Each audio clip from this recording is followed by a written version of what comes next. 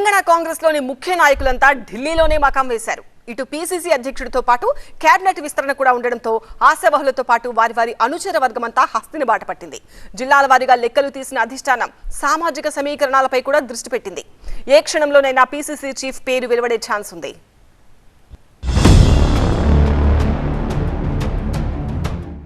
All roads leads to Rome అంటారు. ఇప్పుడు తెలంగాణలో మాత్రం దారులన్నీ ఢిల్లీకే దారి తీశాయి. ఎంతో కాలంగా ఎదురు చూస్తున్న పీసీసీ చీఫ్ ప్రకటనతో పాటు కేబినెట్ విస్తరణపై కూడా నిర్ణయం ఉండడంతో ఎవరి అంచనాల్లో వారున్నారు. మరీ ముఖ్యంగా పీసీసీ పగ్గాలు ఎవరి చేతికి అప్పగించాలనే అంశంపైనే హైకమాండ్ తీవ్రంగా కసరత్తు చేస్తుంది. సామాజిక సమీకరణ పాటించాలా? పాటిస్తే ఏ వర్గానికి అవకాశం ఇవ్వాలి? మిగిలిన వర్గాల మాటేంటి? సామాజిక న్యాయానికి కట్టుబడి ఉన్నామన్న కాంగ్రెస్ ఈసారి మార్పులు చేర్పుల్లో ఏ మేరకు మాట నిలుపుకుంటుంది అనేది మరికొద్దిసేపట్లో తేలిపోనుంది.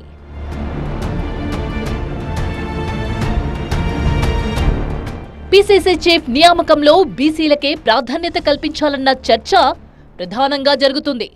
రెడ్డి సామాజిక వర్గానికి సీఎం పదవి ఉన్న నేపథ్యంలో పార్టీ పదవి బీసీలకు ఇవ్వాలి అనేది మెజారిటీ కాంగ్రెస్ నేతల అభిప్రాయంగా ఉంది.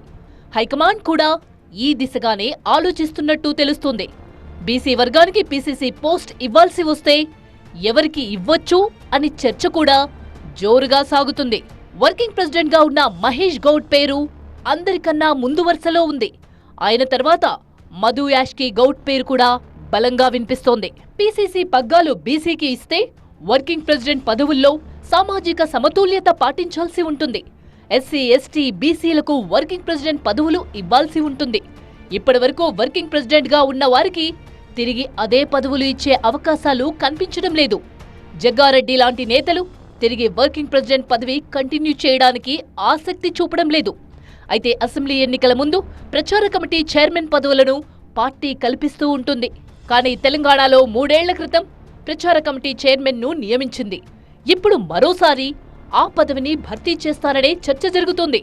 ఒకవేళ అదే నిజమైతే ఈ పోస్టుకు జగ్గారెడ్డి పేరు ప్రముఖంగా వినిపిస్తుంది. కానీ జగ్గారెడ్డి మాత్రం ఢిల్లీలో కాకుండా హైదరాబాద్లోనే ఉండిపోయారు. పార్టీ నాయకులంతా ఢిల్లీలో ఉంటే జగ్గారెడ్డి మాత్రం హైదరాబాద్కే పరిమితం కావడంతో అనుమానాలు మొదలయ్యాయి.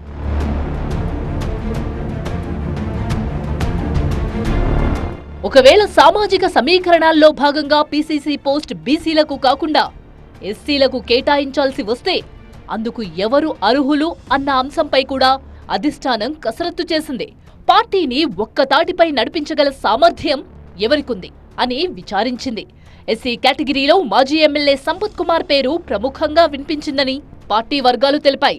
అతను కాకుండా మరి ఇంకెవరి పేర్లైనా వినిపించాయా అన్నది ప్రస్తుతానికి బయటకు రాలేదు. అలాగే పీసీసీ పగ్గాలు ఎస్టీ సామాజిక వర్గానికి ఇవ్వాల్సి వస్తే ఎవరికివ్వాలి అనే దానిపై కూడా పార్టీ హైకమాండ్ సమాలోచనలు జరిపినట్టు సమాచారం. ఈ కేటగిరీలో బలరాం నాయక్ పేరుతో పాటు మంత్రి సీతక్క పేరు కూడా వినిపించినట్టు పార్టీ వర్గాలు వెల్లడించాయి. తీవ్ర కసరత్తు తర్వాత పీసీసీ అధ్యక్షుడి సంగతి ఓ కొలిక్కి వచ్చినట్టు తెలుస్తోంది. ఇక మిగిలింది కేబినెట్లో మార్పులు చేర్పుల అంశం. దీనిపై కూడా హైకమాండ్ గట్టి దృష్టి పెట్టింది.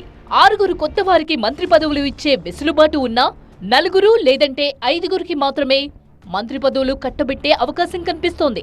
ఇందులో కూడా బీసీ, ఎస్సీ, ఎస్టీలకు ప్రాధాన్యత కల్పించాలన్న డిమాండ్ను అధిష్టానం పరిగణలోకి తీసుకుంది.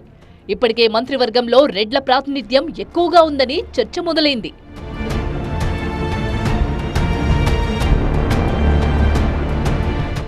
ఇటీవల ముగిసిన పార్లమెంట్ ఎన్నికల్లో ఎస్సీ సామాజిక వర్గంలో మాలలకే పెద్దపీట వేశారన్న అసంతృప్తి కూడా పార్టీలో నెలకొంది. కేబినెట్ లో ఆదిలాబాద్ జిల్లాకు ప్రాతినిధ్యం కల్పించాల్సిన అవసరం ఉన్నది. ఈ జిల్లా నుంచి బెర్త్ కోసం ఇటీవలే పార్టీలోకి వచ్చిన ఒక కుటుంబం పోటీ పడుతుంది. దీంతో మాలల కన్నా మాదిగలకే ప్రాధాన్యత ఇవ్వాలన్న డిమాండ్ తెరపైకి వచ్చింది. ఆదిలాబాద్ జిల్లా నుంచి వెలమ సామాజిక వర్గం నేతలు కూడా మంత్రి పదవిని ఆశిస్తున్నారు.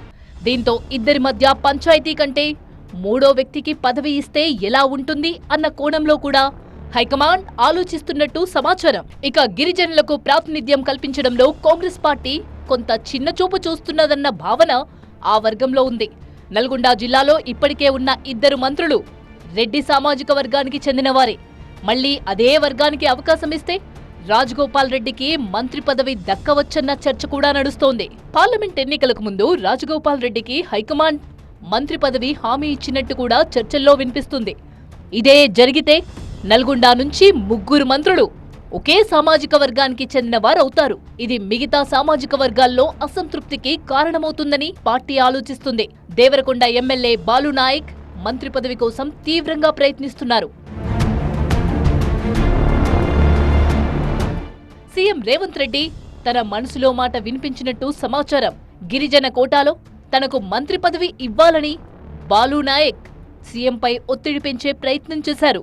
కేబినెట్ విస్తరణలో బీసీలకు కూడా చోటు కల్పించాలన్న డిమాండ్ కూడా బలంగా వినిపిస్తుంది. దీన్ని పరిగణలోకి తీసుకుంటే మంత్రివర్గంలోకి వచ్చే బీసీ నేత ఎవరు అన్న దానిపై కూడా చర్చ జరిగింది. పీసీసీ చీఫ్ ని బీసీ సామాజిక వర్గానికి ఇస్తే కేబినెట్ లో బీసీల సంఖ్యను పెంచుకోవచ్చు. నిజామాబాద్ జిల్లాలో రెడ్డి సామాజిక వర్గానికి మంత్రి పదవి దక్కే అవకాశముంది.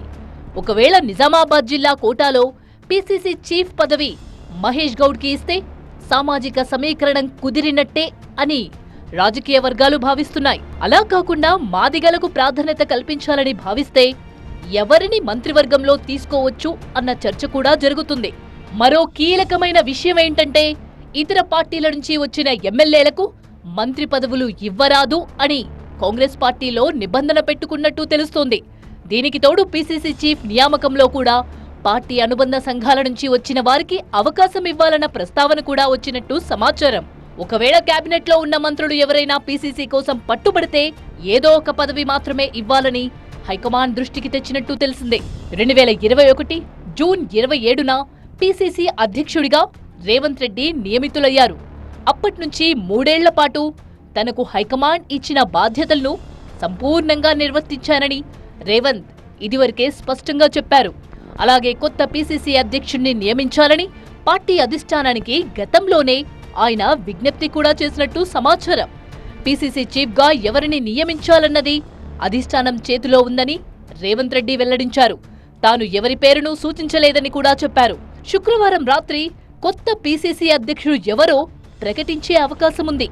ఈ నేపథ్యంలో ఇవాళ ఢిల్లీ నుంచి హైదరాబాద్ రావాల్సిన సీఎం రేవంత్ రెడ్డి తన రాకను ఒకరోజు వాయిదా వేసుకున్నారు. మొత్తానికి తెలంగాణ కాంగ్రెస్ లో నాయకులంతా హస్తినలోనే ఉండిపోయారు. పీసీసీ పదవితో పాటు మంత్రివర్గ విస్తరణలో ఎవరి పావులు వారు కదుపుతున్నారు. ఏ మేరకు సామాజిక సమీకరణాలు పాటించి పార్టీలో అసంతృప్తికి తావు లేకుండా కాంగ్రెస్ తీసుకోబోయే నిర్ణయం కోసం ఇప్పుడు అందరూ ఎదురు చూస్తున్నారు.